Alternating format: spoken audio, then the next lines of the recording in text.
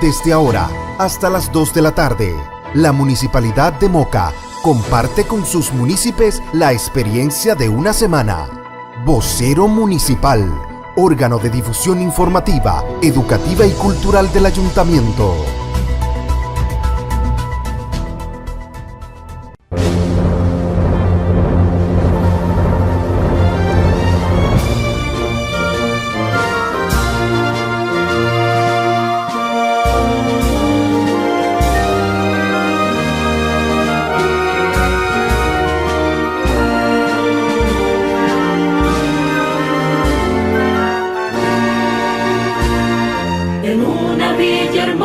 De España, lates fuerte y ardiente cual sol, bañada de palmeras gloriosas, altiva vives en la nación.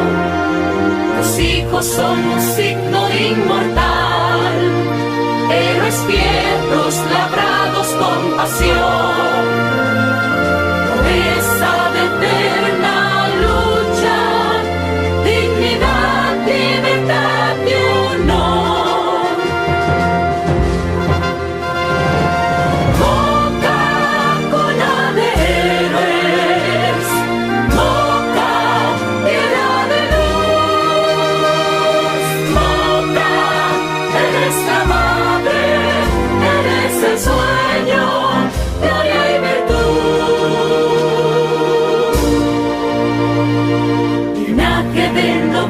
sin igual. En la historia dejaste un bastión, un nombre imparable resuena con fuego en mi corazón. Redimes al virtuoso de alma pura, de la mano opresora del traidor. Cultivas en tu tierra el sueño de nuestra nación. Moca, cuna de héroes, Moca, tierra de luz, Moca, eres la madre, eres el sueño, gloria y virtud.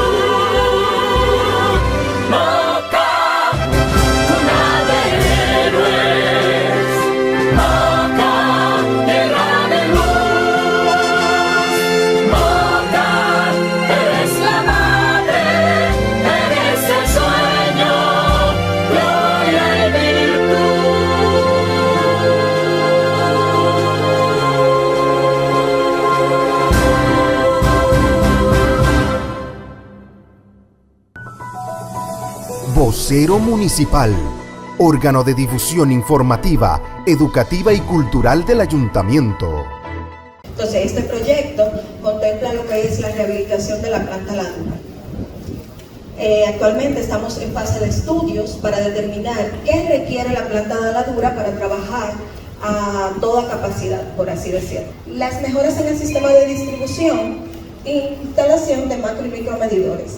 Parte del fortalecimiento institucional que se quiere implementar en Coramoca para que el proyecto sea sostenible, es decir, no solamente llegar, construir infraestructura, es que la empresa distribuidora, en este caso Coramoca, pueda sostener la inversión en el tiempo.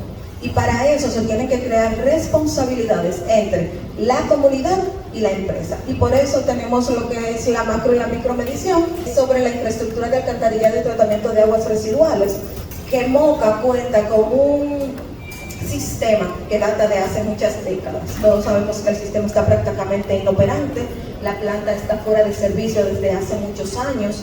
Entonces, este componente se va a basar principalmente en nuevas redes de saneamiento, pero actualmente está la consultoría que está realizando los estudios de factibilidad y diseño. Pues la idea es mejorar la capacidad técnica de ellos para poder gestionar lo que es el sistema de agua potable y el sistema de saneamiento también.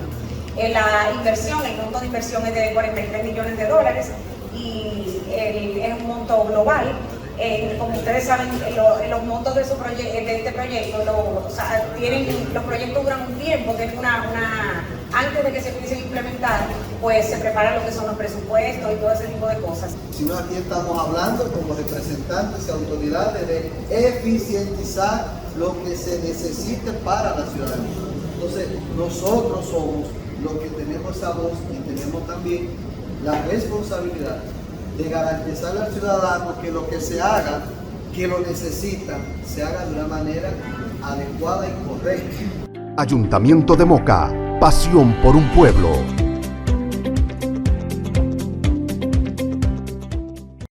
Estamos aquí en la 26 de junio, frente al Parque Cáceres, en la reconstrucción de acera y contenes, por vía del doctor Miguel Guarocuya Cabral, alcalde de aquí de la ciudad de Moca.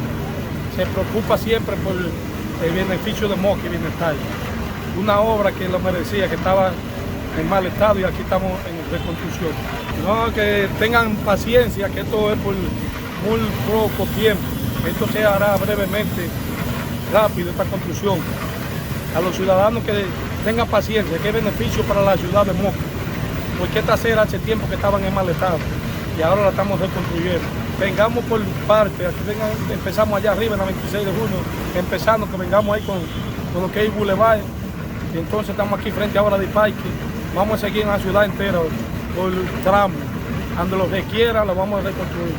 Eso es la meta del doctor Miguel Guarocuya Cabral. Ayuntamiento de Moca, pasión por un pueblo.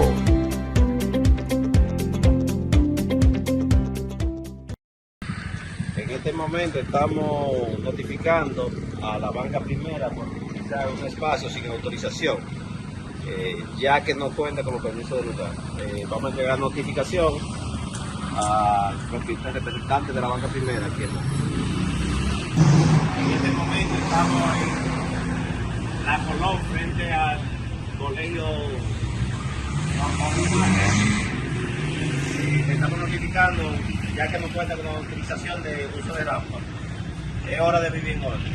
Necesitamos que todos los que utilicen una rampa pasen a regularizarla por nuestro departamento, ya que es una decisión del pueblo que quiere que vivamos en la alcaldía de Trabajo.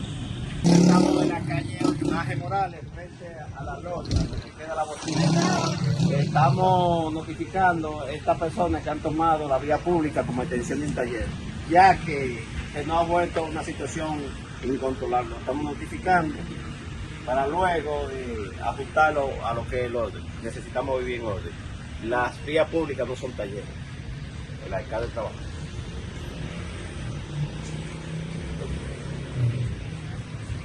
Ayuntamiento de Moca, pasión por un pueblo.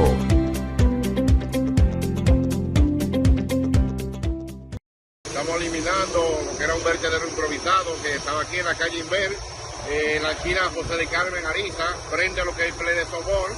Hace muchos años que los moradores estaban solicitando que le ayudaran a eliminar ese vertedero, que se le habían puesto contenedores, pero aún así continuaba la gente tirando la basura afuera. En el día de hoy procedimos a eliminarlo. Comenzamos trabajando en otros lugares, así hicimos en La Milagrosa también, frente a lo que es el hogar de escuela, que eliminamos un vertedero improvisado que había en ese lugar. Todos los moradores que colaboren con nosotros, el ayuntamiento está trabajando, el departamento de aseo urbano está haciendo su labor, eliminando esos vertederos improvisados, y a los moradores que nos ayuden a vigilar principalmente que esos desapresivos que vienen a tirar basura, que no vengan a esos lugares. El que se quiera comunicar con nosotros, tenemos el teléfono 829-351-2602. Ese es el número personal mío. Ayuntamiento de Moca, pasión por un pueblo.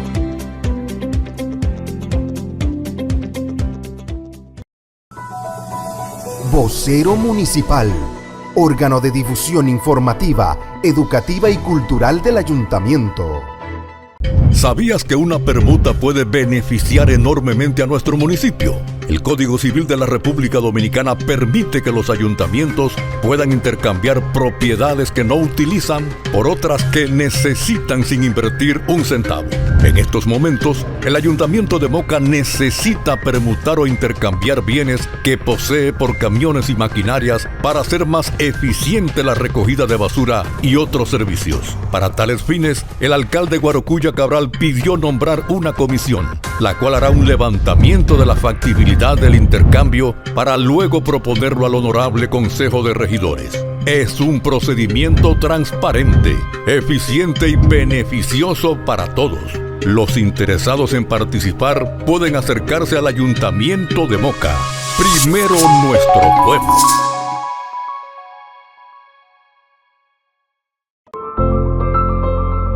Raptora de todo lo historial de un pueblo, involuntario inconsciente que oriente a la identidad de un colectivo inmenso. Iglesia Nuestra Señora del Rosario, la primigenia. Comunicación íntima con lo divino. Visítala. Moca te espera.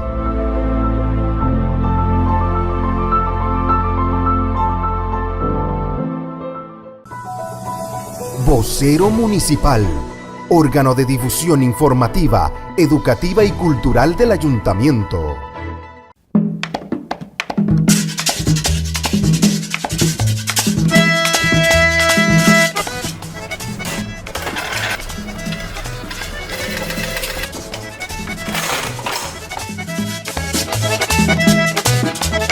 Los 7 pedazos de Pedro, muchachos. Estoy con el maestro Alfredo Hernández, al igual que con el coronel Sócrates Suazo, que también nos van a deleitar, si cabe la expresión de la palabra, en cuanto a lo que es una cronología en tiempo y espacio de esta actividad concerniente a lo que es la participación del campesinado, del dominicano en las luchas por las libertades y la soberanía patria. Bueno, partiendo de este tema tan interesante, aquí en este panel que estamos construyendo aquí, hemos visto que para llegar al campesinado hay unos antecedentes muy elementales para dar este proceso de luchas, de independencia, de soberanía, y estos conceptos nos van a ir ilustrando en tiempo y espacio para poder conocer ese proceso que hemos dicho de libertades.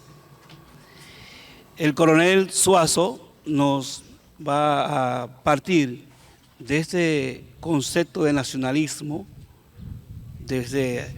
diríamos, antes de la formación del Estado Dominicano, porque si nos vamos a la formación, entraremos en 1844 como Primera República y así sucesivamente, de manera jurídica. Pero como nación, el maestro y coronel aquí presente nos dará ese enfoque donde nosotros vamos a interactuar con los diferentes movimientos que se han dado en tiempo y espacio para poder lograr los objetivos que se han logrado en la nación. De manera que le paso los micrófonos al coronel Suazo para que inicie con este proceso de esta actividad diríamos, tan significativa para la provincia Espaillá y muy especialmente para esta comarca, como diríamos geográficamente, Moca. Noche de larga de museos, información y educación, todo estará aquí vislumbrado en este aspecto. Bueno, muchísimas gracias quienes nos acompañan en el auditorio tan campesino, tan rural, ¿verdad? Yo quiero abordar lo que se llama el concepto de la nación dominicana, porque el campesinado en su participación en términos históricos es un componente social que va a surgir, vamos a decir, en el siglo XVIII. Pero la nación dominicana es, ante todo, el quehacer social, cultural, espiritual, militar, religioso, en una visión antropológica, parte de 3 troncos étnicos fundamentales, desde los aborígenes, que son los habitantes autóctonos de nuestra isla, posteriormente los españoles, y así el tercer tronco étnico que se va a convertir fundamental, que es la africanidad, el africano. Entonces, estos 3 troncos étnicos van a construir la identidad y la idiosincrasia en el quehacer económico, en el enfoque de defensa del territorio, de los usos y costumbres. Y entonces eso, con el andar del tiempo, va a construir el tejido social que va a desembocar, y yo quiero colocarlo en ese punto para que el maestro Alfredo Hernández continúe, y es lo que desemboca en 1605, 1606, con lo que se llama las devastaciones o despoblaciones de Osorio, con lo que se ocupa la costa norte, Puerto Plata, Montecristi, Vallajá y La Yaguana, y se construyen y se fundan las comunidades de Monte Plata y la de Vallaguana. Montecristi, Monte Plata. Montecristi y Puerto Plata fundan, componen lo que es el nombre de Monte Plata. Vallajá y La Yaguana van a componer el elemento de Vallaguana. Pero todo eso se está dando en el marco de lo que se llama el fracaso de la esclavitud en términos institucionales, pues en 1518 se da la sublevación de Enriquillo, en 1522 empiezan las sublevaciones de los esclavos de Nigua, de la zona de el ingenio de Diego Caballero y de Diego Colón, y esto va a dar como resultado la fundación de los manieles, las cimarronadas, los palenques, y esto es fundamental para el proceso que vamos a abordar a posteriori, porque aquí hay una dispersión poblacional en todo el territorio, y que a partir de las devastaciones y despoblaciones de Osorio, elementos importantes, claves en el progreso de la colonia se van a Cuba, se van a Puerto Rico, se van al continente, a México, Venezuela y Colombia, y hay un empobrecimiento en calidad de la población, de los gestores del desarrollo, y esto indiscutiblemente va a gestar lo que se llama, cuando nos enfrentamos a las devastaciones, a las tropas españolas en el área de la costa norte. Hernando de Montoro, un líder criollo, un mulato, va a coger las armas y va a generar la primera revolución criolla, que es el aliento vital de lo que es la patria. Hay un sentido, el primer grito de patria es ahí. Y entonces el maestro Hernández va a tomar el tema para conducirnos en ese proceso hasta construir la nación dominicana. Bueno, muy ambicioso, ¿verdad? Ese proceso que me asigna el coronel Suazo.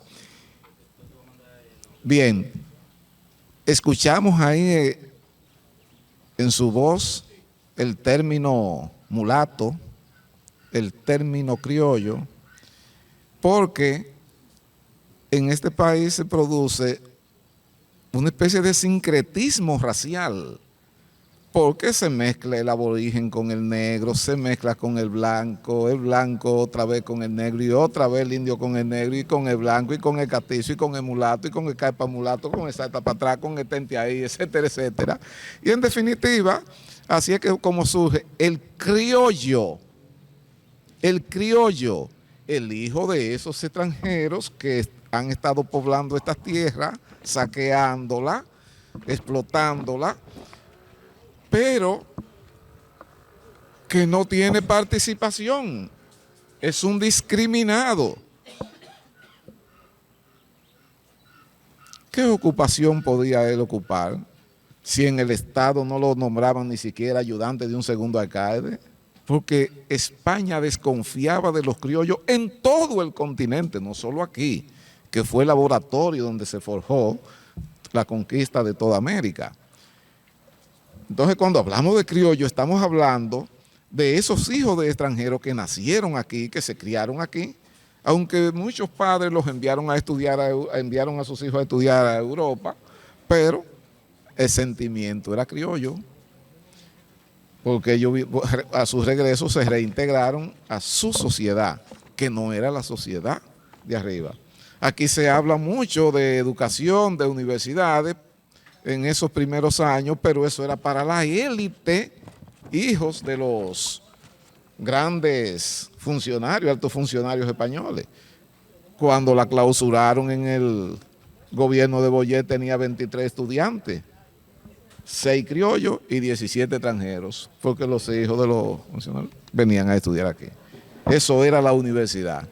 Bien, entonces el criollo como elemento rechazado, como elemento marginal, podemos poner el ejemplo de Tomás Bobadilla.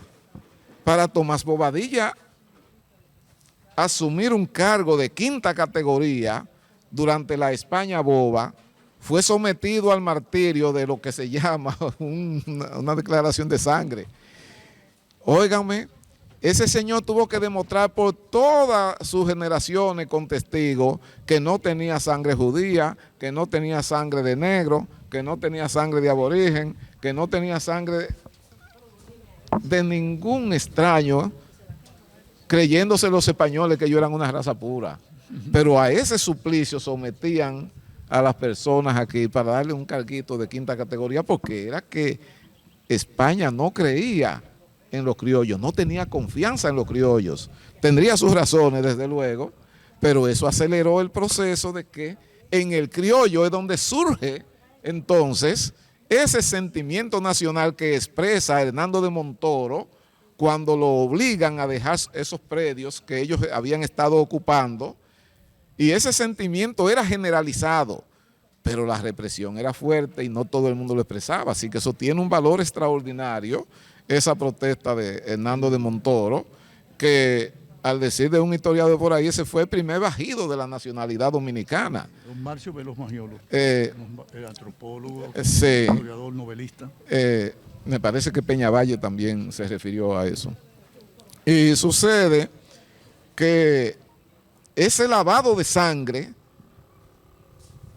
demostrado con testigos, que había que buscarlo a donde estuvieran, es lo que le permite a él ser el funcionario que pasó por todos los gobiernos, el camaleón, que a la hora de la independencia aparece como independentista y a la hora de la restauración, bueno, ya está divorciado, peleado con Santana y está más cerca de los restauradores, aunque no se definió nunca hacia ninguno de los dos sectores, porque siempre estaba a la expectativa esperando a ver dónde era que se iba a pegar.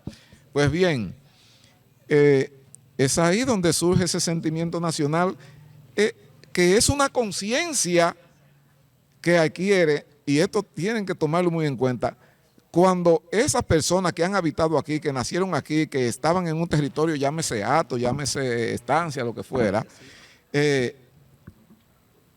sintieron que eso era suyo, de su propiedad, que este terruño le pertenecía a ellos. Y cuando se da la orden de desalojar todos esos territorios, personas y ganado, que es el crimen más grande que haya cometido la ineptitud de la corona española en este territorio americano. Y el enfoque de lo que se llama la Casa de Contratación de Sevilla, porque la gente tiene que entender que lo que se producía en Montecristi había que llevarlo a la tarazana de la ciudad colonial para poder exportar. Entonces, como la ley no se podía cumplir, había que violar la ley a través del contrabando. O sea, estamos hablando ya como de manera 1500, siglo XVI, porque fíjense, porque la gente, porque hay que partir también, hablamos de la nación dominicana, pero resulta ser que el gentilicio viene se desprende del nombre de Santo Domingo como la ciudad primada de Sí. América, que hay que tener una idea de que Santo Domingo como puerto fue fundamental hasta 1550 aproximadamente. Anuló todos los puertos Anuló del país. todo, sí. Entonces, el Anuló que todos los salía de puertos. Europa salía para Santo Entonces Domingo. de ahí, de Santo Domingo, el puerto de Santo Domingo, la isla de Santo Domingo, los hijos de Domingo son los dominicanos. Sí. Ahí Hay que tomar en cuenta también que en ese periodo Santo Domingo, la isla por completa, era la plataforma del Caribe. O sea, un gobernador que estaba acá era gobernador del Caribe completo.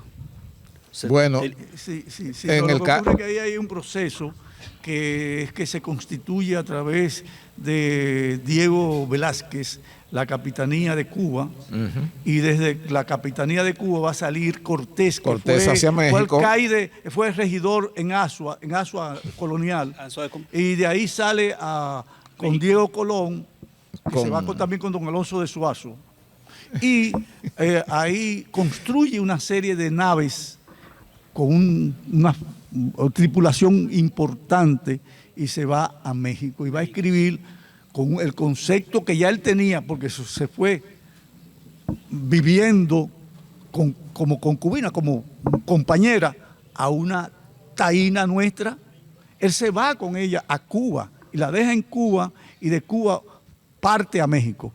Pero no hay un solo gran acontecimiento en los descubrimientos, en las conquistas, en la evangelización de América, que no partiera, de aquí, de Santo Domingo. Que no tuviera vínculo a Vasco Núñez de Balboa, Francisco Pizarro, Alonso de Ojeda. O sea, es inmenso. pero también hay que destacar que el siglo XVI podemos llamarle como el siglo del olvido, porque es el punto donde España abandona esas tierras. No, es que España se encuentra con un mundo, porque España no tiene 100 millones de habitantes. España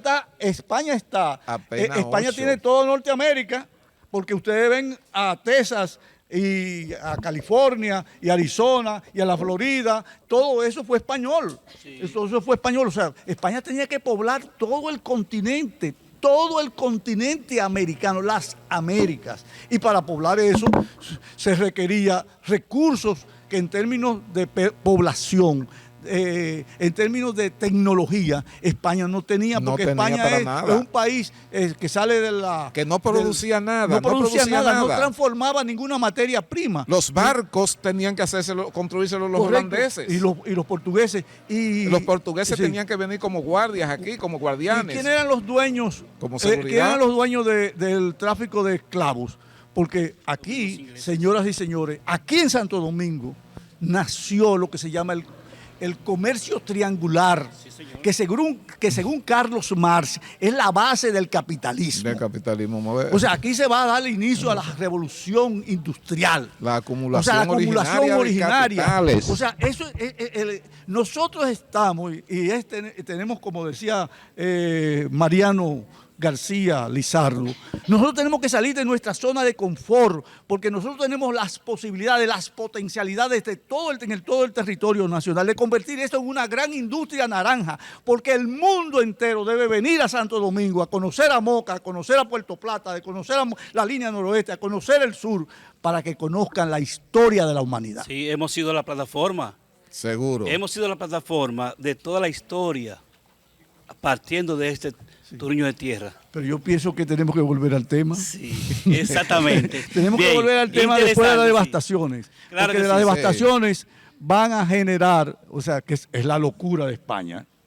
Es la locura de España, porque hay que situar esto con el movimiento de la reforma protestante en Europa. Y tenemos que convocarlo, conectarlo con lo que se llama la imprenta de Gutenberg y la edición de la Biblia. Sin dejar de lado el elemento más importante, que fue el establecimiento de ese monopolio comercial de la Casa de que le Contratación de impuso Sevilla a las colonias de América. Si España no produce nada, quienes producían a los países vecinos Entonces los que venían de España venía a doble precio, a Hay un sobreprecio. cantautor español que se llama Víctor Manuel, el esposo de Ana Belén. Sí. Y dice, esta tierra está enferma. Esta tierra que se gastó el imperio en mitos y leyendas. Sí. Es una canción, poemas tristes. O sea que paso a paso tenemos que pero, ir rompiendo ese paradigma, ¿eh? Sí, tenemos que romper ese paradigma y lo estamos rompiendo. ¿eh? Sí. Yo apuesto siempre por la capacidad de superación del dominicano. De ese dominicano que vencimos las devastaciones. Dejamos perdido todo el territorio de la costa norte, del oeste,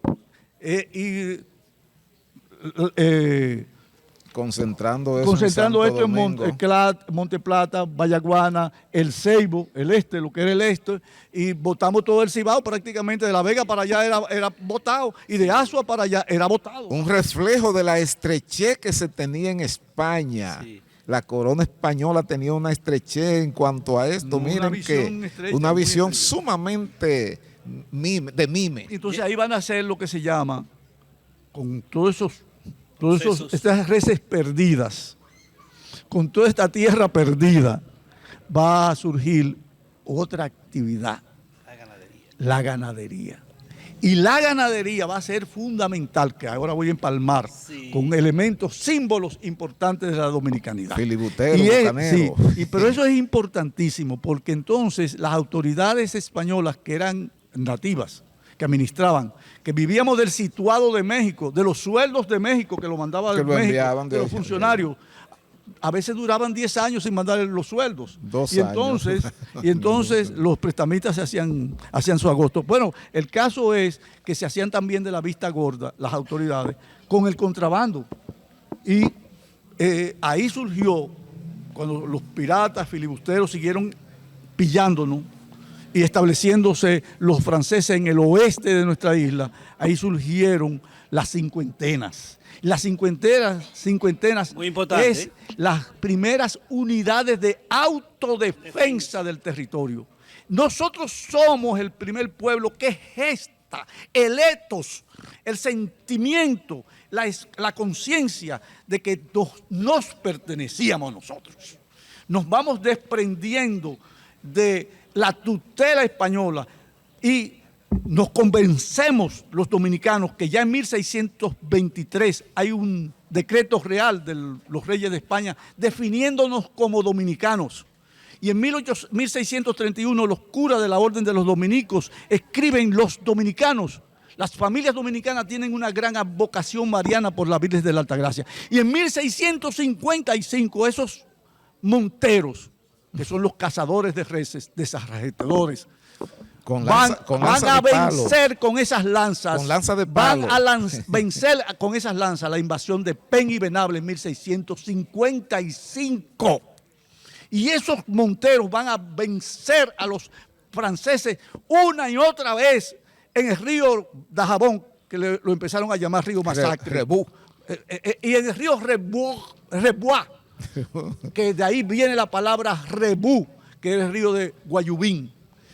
Y en consecuencia, nosotros un 21 de enero de 1691, viniendo desde Higüey, con el machete de Antonio Minier bendecido en la iglesia San Dionisio de Higüey, con la Virgen de la Altagracia, marchamos a vengar la afrenta de haber quemado a Santiago y a Moca, porque Moca no solamente la quemaron los haitianos, lo quemaron los franceses.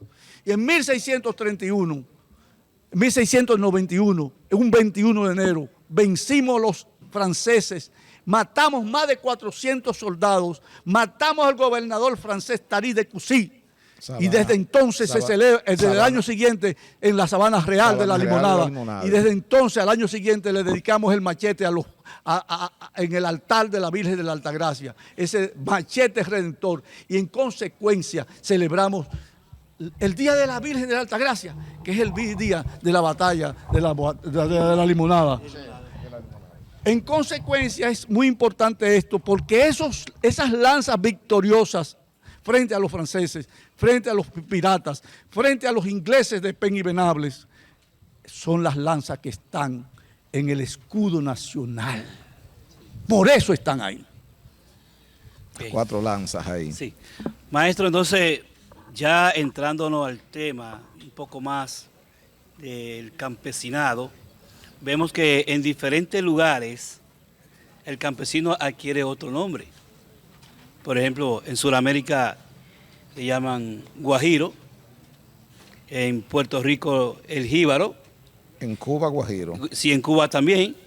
Pero el campesino nuestro, que es prácticamente cibaeño, en gran parte, tiene una parte muy esencial. Es la honestidad, la parte laboriosa, el campo, el desarrollo más en la parte agrícola. Hay una expresión, prove pero honrado. Pero honrado, sí, claro. Entonces hay muchas categorías, hay categorías que el mismo tema que estamos desarrollando no la puede ir definiendo, estas categorías, ya para entrar a lo que es el campesinado. Mira, hay una cosa muy importante y es el proceso que se va a dar a partir de 1801 con las invasiones de los antiguos esclavos de Saint-Domingue. Los franceses le llamaban a su colonia Saint-Domingue. En francés, Santo Domingo francés. Pero Santo Domingo. Santo Domingo francés. Ahora, ¿qué ocurre? Que todas las batallas que se dan en España, entre España y Francia, se dan aquí en el territorio nacional. Y se va a dar la guerra de 1793-1794. Pero ya en 1791 empiezan las sublevaciones de los antiguos esclavos. Oiga bien lo que estoy diciendo, antiguos esclavos de Saint-Domingue. Porque según los historiadores, ellos no sabían de dónde eran. Porque Saint-Domingue era un enclave. No, los franceses no volcaron allá sus instituciones y su civilización. Que España en eso fue superior. Porque aquí tuvimos universidad, ayuntamiento, tribunales, las instituciones que constituyen una sociedad.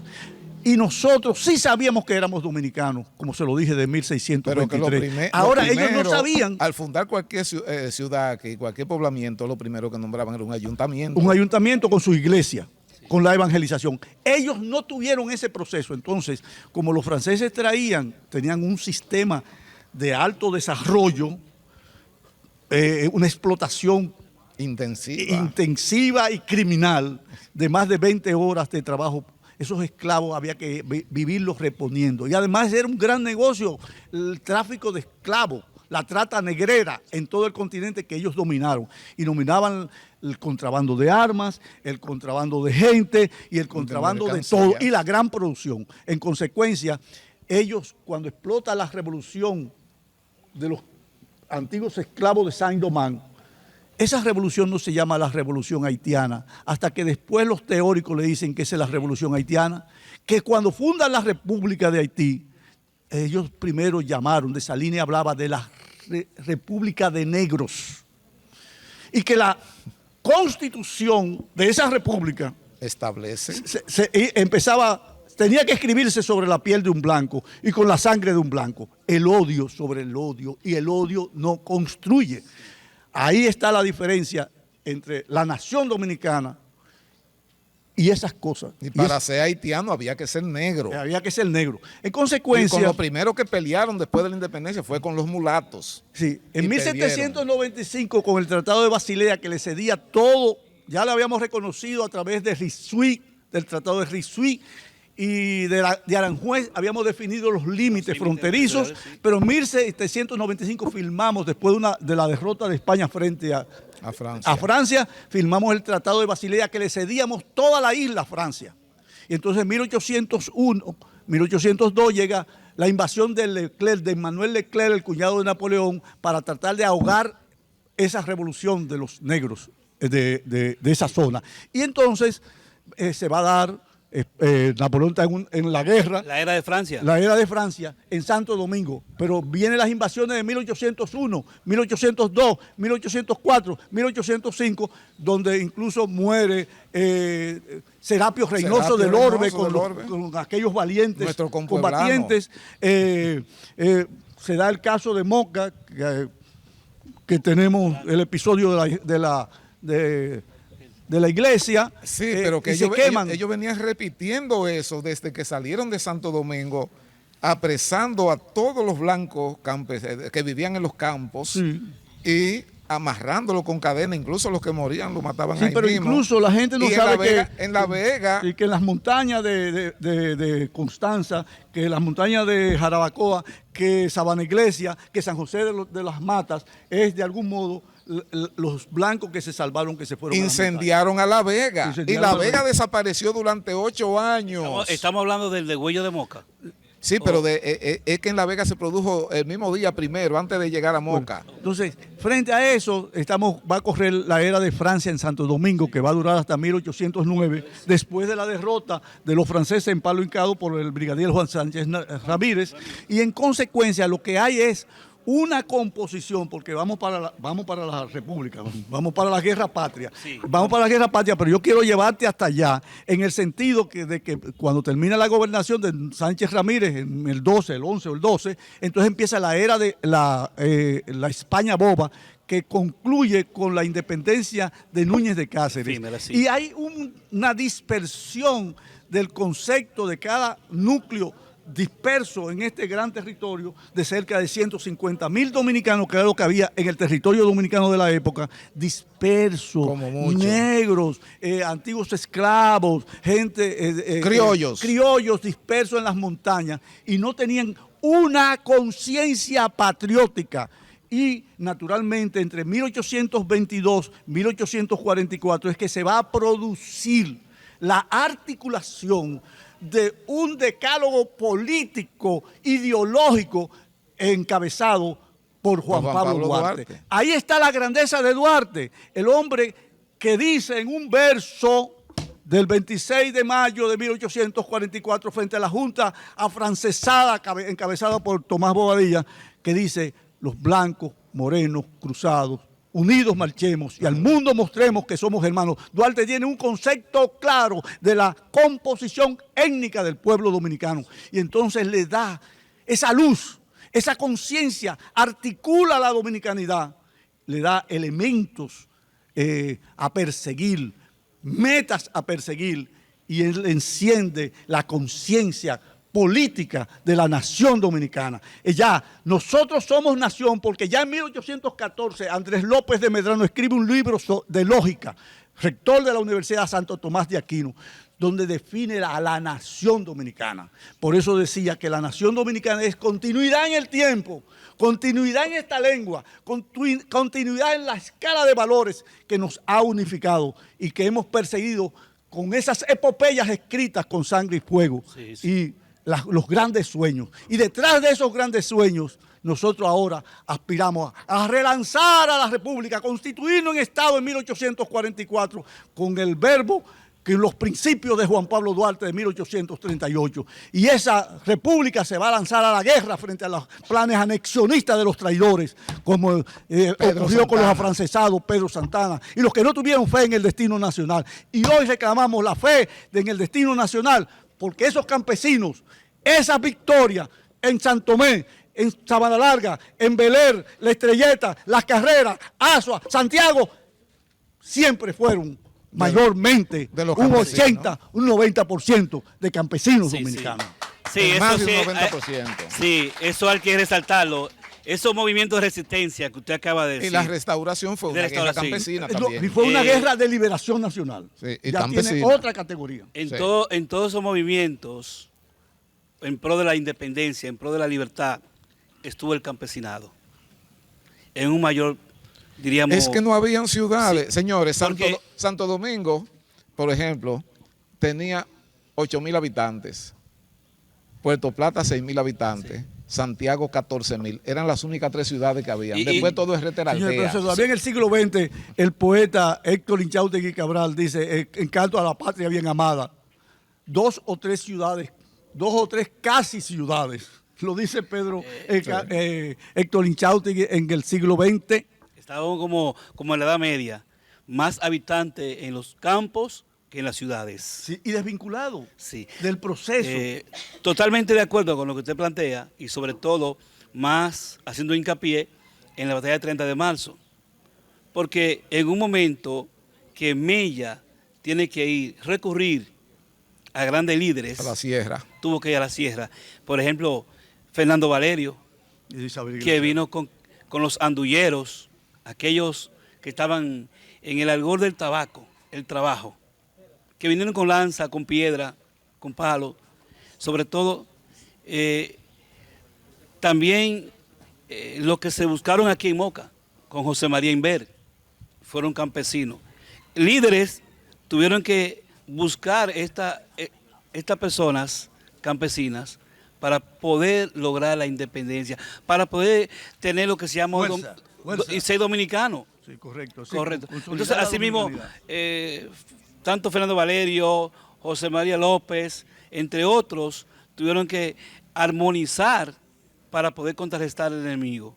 Y eso es prácticamente el campesinado, que no tenía armas. Eso ocurrió también en el sur. Sí, en el sur con Neiva. No solamente con Neiva, no. Ocurrió que la noche del 27 de febrero estaba en Santo Domingo Antonio Duvergé, y desde Baní, y con Antonio Duvergé, los hermanos Herrera fueron a Baní a proclamaron a San Cristóbal y proclamaron a Baní, y son la caballería banileja es la que va a proclamar a Asua, pero son todos los hombres del campo.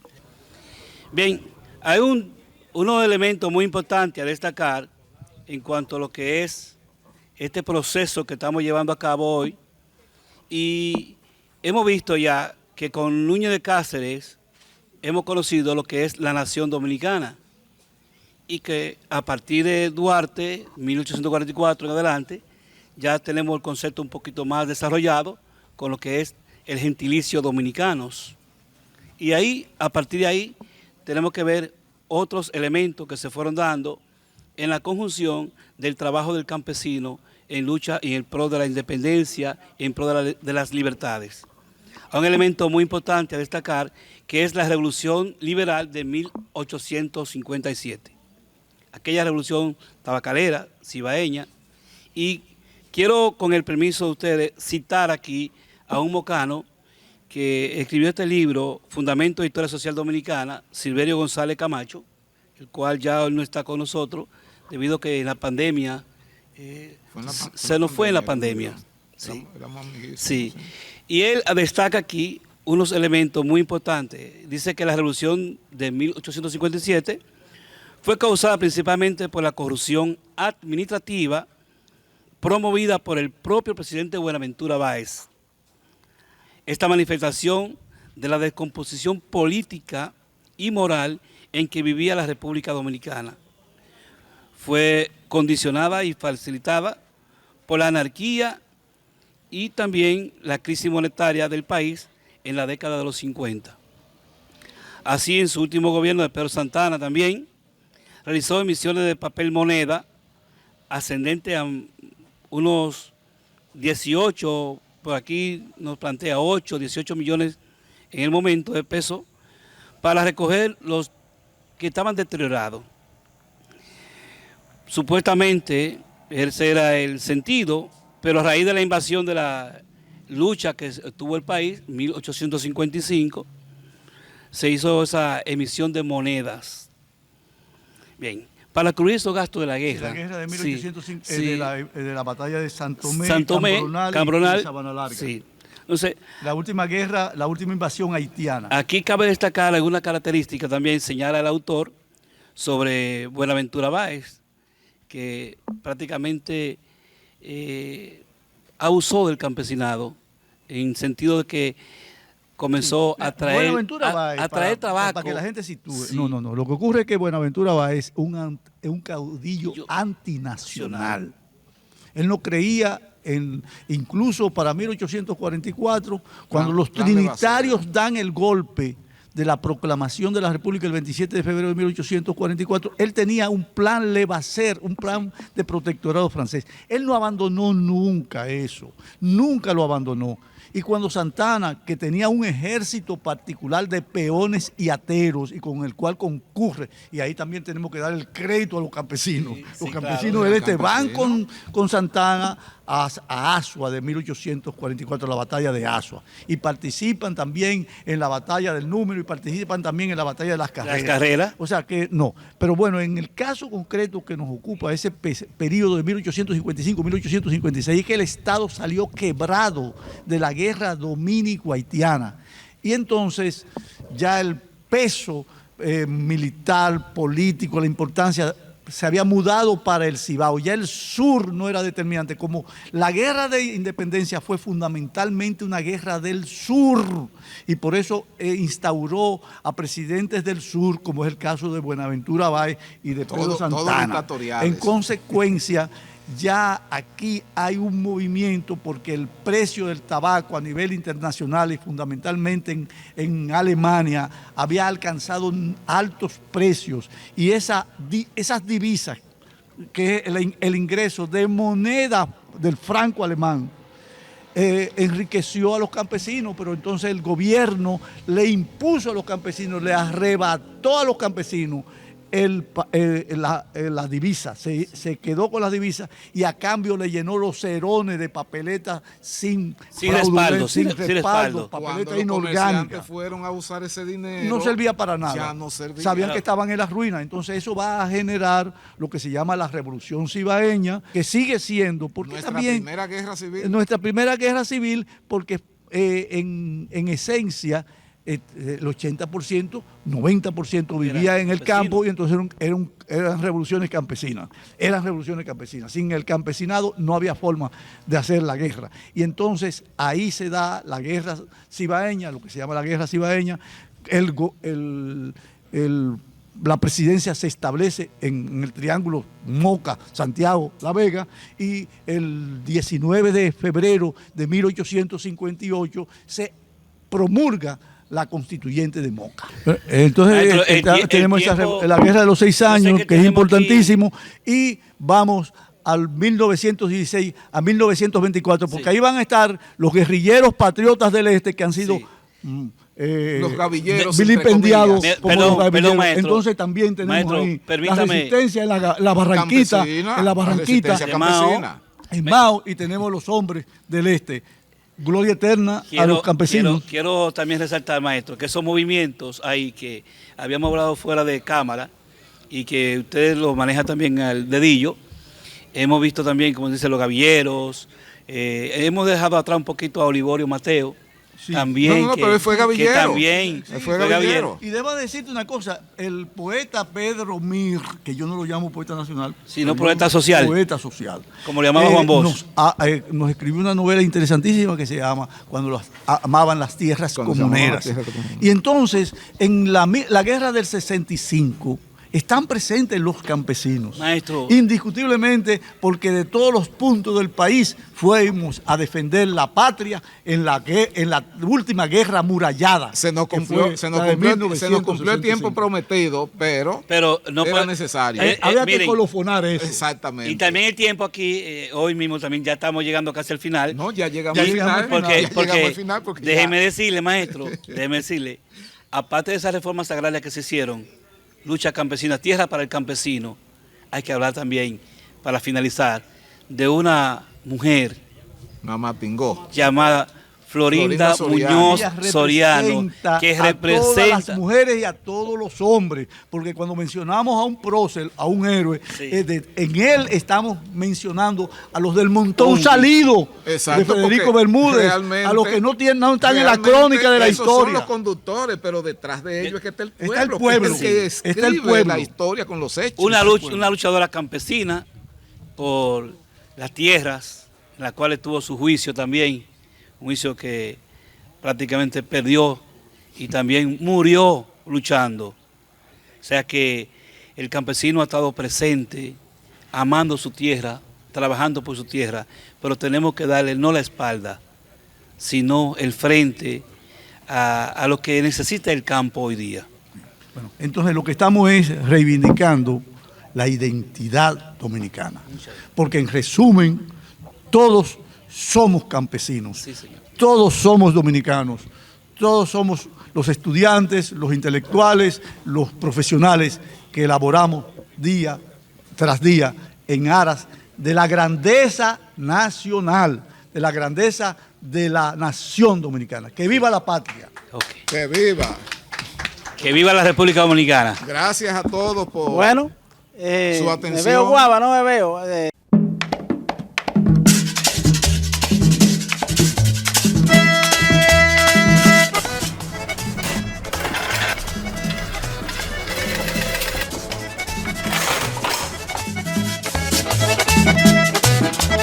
Los 7 pedazos de Pedro, muchachos.